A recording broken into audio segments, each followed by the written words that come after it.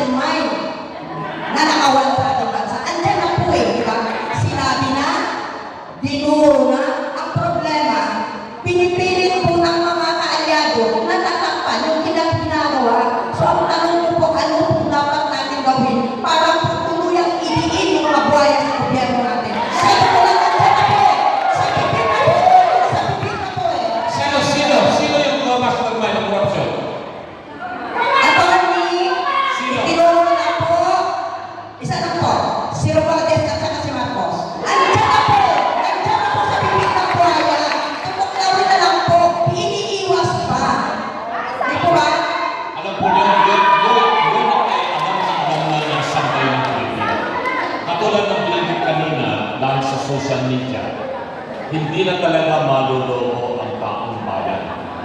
At alam na kung sino talaga ang may pinakamalaking pananagutan. Pero,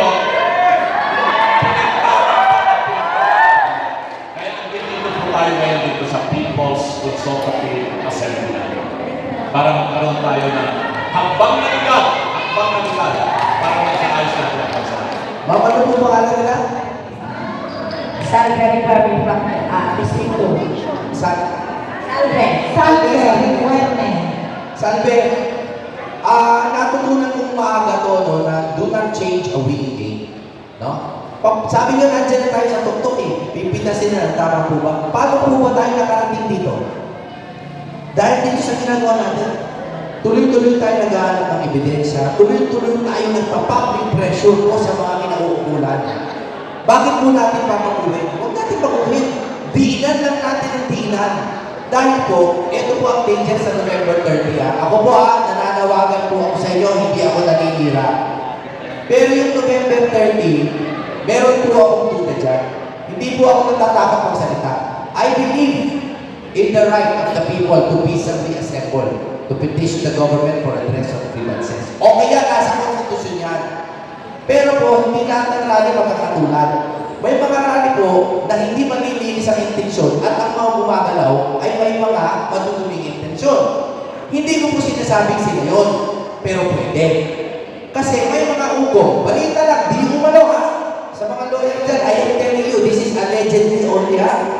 May mga nagsasabi na yan po ay kolusyon kasama ang kaliwa. At hindi lang po komunista, kundi terorista level. Paano po kung sila ay magtagumpay sa kanilang panawagan na tanggalin ang dalawang leader natin, ilagay sa junta o sa kanilang kung sino man ang militar na pinitingala nila, at doon ilagay ang kapangyarihan, delikado po yan. So, yung ginagawa natin, na tuloy-tuloy lang sana, baka i-hijack nila pagkapaguhin. Kaya sa akin po, ang dapat natin pinagtutuunan ng pansin ngayon, iisa lang. Pag-resign po natin yung Paulo, pressure natin. Nag-work, di ba? Gumagana. Sabi ko, nandiyan na tayo sa tuktok. Tama kayo. Tuloyin natin ang ituloy. No? At dapat, sumunod tayo sa constitutional succession, si VP ang ipalit. Huwag po kayo pumayag sa kahit ano pang option. There is no other legal option. Huwag na yung mga hunta-hunta na yan kasi hindi natin alam kung kanino mapupunta kapangyarihan yan. Tanggalin po natin sa legal na paraan si BBM, ilagay si Sara. Ayan, dito tayo kasi nagkikigil. Lasa, ganun pa siya natutulog kanina eh. Kasi nung nakita niya si Atty. Raul at saka si Atty. Jimmy Bono, sinabi niya yung mga yan, binoto ko yan eh. Binoto namin yan eh, pinilipis niya. Salamat po. Yes po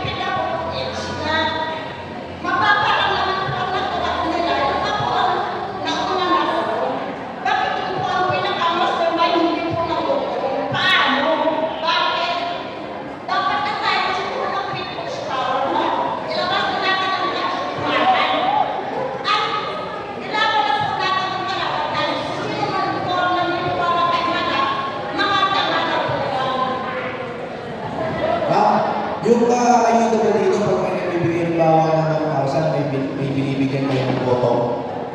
Kunyari may 1,000 tapos pagbabalik kayo ng 500. Nangyayari din ba dito yun? Nangyayari ka ba yun? Pinangarap po kami ng 3-5 pero hindi po namin talaga sila pinoto. Tinanggap po namin ng pera. Yung kinakaltas daw, example, 10,000 dapat, tapos pagbigay ng 10,000, yung sa ayuda ito ha, so pagbigay ng 10,000, nagiging 5,000 na lang dahil pinapabalik sa inyo. Nangyayari ba yun dito? Kinuha eh, kasi hindi naman po nila alam na hindi sila ang pinoto namin. Okay, sige. Anyway, alam niyo po, uulitin ko lang pero indihin ko po yung importansya na sinabi ko kanina. Sana po, huwag kayong magsawa. Tingnan niyo po ito ha. Ang sinasabi niyo sa eleksyon, hawak ng COMELEC. Tama po ba? Na parang kahit ano iboto mo, hindi naman lalabas ang sinulat ninyo. Tama po? Yun ang hinala niyo, ba? Okay. Ngayon po, sino ang ombudsman? Si Rimulya, tama? So, meron po bang kaso sa palagay nyo nalaban sa Pangulo kay Romualdez na uunlad dyan? Wala din, di ba? Kasi po, hinawakan na nila lahat ng sangay ng gobyerno. Ang congressman ninyo, malamang, kapartido yan ng Pangulo, tama? Pag may ginawang mali yan, matatanggal ba yan? Hindi, di ba? Okay. Ito po yung dinidiin ko kung bakit. Pantal po natin ang COMELEC chair. May mangyayari ba magbabago? Wala po. Papantal lang yan ng iba. Okay? Itong mga investigation na to, kunyari may mga kasuhan. Palagay niyo po ba mapapasa atin ang kapangyarihan? Hindi pa rin lang. Tama po ba? Hindi, di ba? Okay. Kaya po sinasabi ko sa inyo kung bakit napaka-importante yung sinasabi ko kanina, kailangan po natin, kung talaga namang wala na tayong tiwala sa Pangulo, kailangan na natin siyang ipag-resign. Dahil po, People power daw. saka natin pag-usapan niya na, pag pinapagat po natin sa ilalim, wala eh. Pero isang palit lang po, isang susi lang po, master key. Master key. Kapag pinalitan po natin yung nasa tuktok, hahanay lahat yan, magiging tama lahat yan. Matatakot ang COMELEC, maglalagay tayo ng tamang tao yan. DPWH, maglalagay tayo ng tamang sekretary, and so on and so forth. Mag-focus po tayo sa kaya natin gawin, panta natin ang tuktok. Ama, pabor po ba kayo sa pinunggahin ni Atty. Jimmy Bondo? Ang hina naman eh. Alam niyo, to make it short, sa totoo lang, kahit sino pa ang idiin ninyo at ituro ninyo, yung nakatataas, yung pinakapinuno, kung ang kumpas ay buho at mama, ano pa ang asahan natin? Kaya yung kumumpas, mahalaga tutukan natin ang pansin. Tama po ba? Yun yung pinipilit ipaunawa sa atin ng ating Atty. Jimmy Bondo. Kapeni, meron na akong idadagdag. Pasensya na ngayon, nasusiyan ako. Meron po akong i-share sa inyo na bigat ng loob. Kasi po yung sinabi, bakit hindi mag-people power? Tama po ba? Gusto ko yan. Bigat yan eh. Pero alam niyo po, ang dami na namin na organized na rally. Alam niyo po, pag sa Davao nag-rally, wala pong pinapayaran dyan. 1 milyon pumupunta sa kalsada. Pati po sa Cebu, wala po. Ang sakit po, ang bigat ng loob ko, dito po sa NCR, tuwing may rally, kahit po yung may prinsipyo, nagpapabayan. Totoo po. Nasanay po ang NCR, hindi ko alam kung bakit. Siguro dahil we're so close to the center of power, nasanay tayo na may nag-aabot ng pa 1,500, tapos may mobilization fee. Pero ako ba ay galit sa tumatanggap niyan? Siyempre hindi. Kailangan nyo naman ng makakain, siyempre. Tama po ba? Pero sa totoo, ano po ang hadlang sa totoong people power? Pera po. Pera po. Kasi po ako nag-organize na ako, naghanap na ako ng mga libreng singer, libreng stage, lahat na lang pwede kong libre o kaya discounted. Pero pagdating po sa tao, may dadating na leader sa akin, Sir, makikiisa kami. Sir, 1,000 kami. Sa totoo po, 500 talaga per head. Tapos yung jeep namin, sir, 4,000 kasi yan eh. 4,000 po yan, 20 na tao. Tapos po, pag tumagal po ng 8 oras, syempre po, may mga pamilienta po. Gawin na po natin 1,000 o mga 1,200 ha, pag lumagpan. Tama hindi? May mali ba doon? Hindi naman. Hindi naman, di ko po kayo naakusahan ha. Pero yun yung hadlang. Yun yung hadlang. Ano solusyon? Hindi ko po alam. Pero ako, nagdadasal ako na umabot po ang ating galit na pumutok sa gobyerno to. To the point na kahit kayo nagagastos, mga kalsada kayo. Aabot pa tayo doon? Di ko alam.